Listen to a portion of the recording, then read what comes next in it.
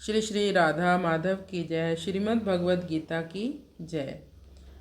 सबसे पहले तो आप ये जान लें, हम भगवान के अंश हैं। भगवान अनंत है। और दूसरी बात, हमारे भगवान कंजूस नहीं है। वो अपने अंश यानी हमें अपने जैसा ही अनंत बनाना चाहते हैं। इसलिए प्रत्येक मनुष्य में उत्थान की यानी विकास की बहुत संभावनाएं रहती हैं। और जिसने अपने मन को वश में कर लिया, दूसरा ये संसारी जो व्यक्ति होते हैं, इन दोनों के स्वभाव में क्या अंतर होता है। तो अब हम श्रीमद् भगवद गीता का दूसरा अध्याय और श्लोक संख्या 69 का पाठ करेंगे।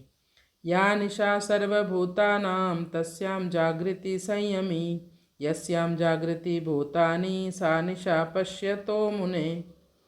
या निशा सर्वभूतानां तस्यां जागृति संयमी, यस्यां जागृति भूतानि सा निशा पश्यतो मुने। या निशा सर्वभूतानां, जो सभी जीवों के लिए रात्रि के समान है, तस्यां जागृति संयमी, वह संयमी व्यक्ति के लिए जागने का समय है।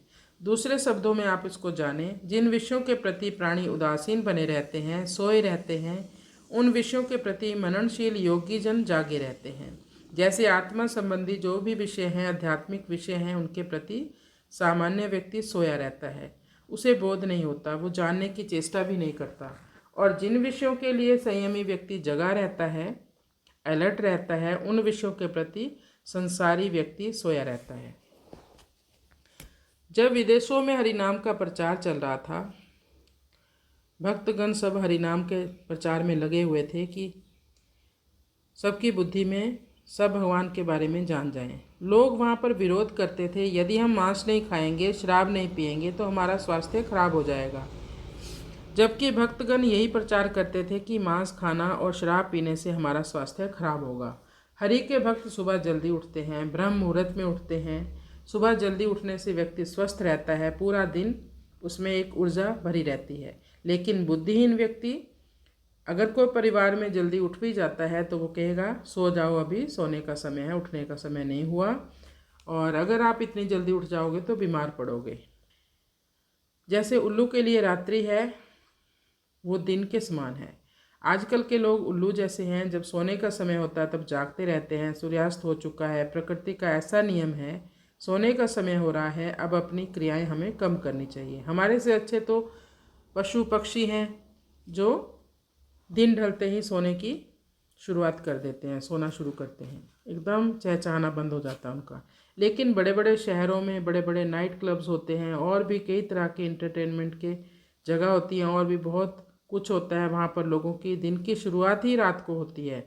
और मांस खाना, जुआ, शराब पीना, ये अन्य कई प्रकार के पाप कर्मों में ये लोग लिप्त रहते हैं। तो यही कारण है कि लोगों के पास इतना अधिक धन तो है अब, पर लोग सुखी नहीं हैं। कारण उल्लू जैसी बुद्धि हो गई है उनकी। वो भगवान में विश्वास ही नहीं करते, आत्मा में विश्वास नहीं करते। भगवान के भक्त कमल के समान होते हैं। जैसे कमल जल में उगता है और उसी में रहता है पूरा जीवन, लेकिन जल से अछूता बना रहता है, जल से गीला नहीं होता। उसी प्रकार भक्त संसार में विचरण तो करते हैं, दिखते तो है कि ये संसार में ही घूम रहे हैं, ये हम जैसे ही हैं, पर संसार के विषयों से वो लिप्त नहीं होते। तो हमें भी कमल के समान बनने की ही कोशिश करनी होगी।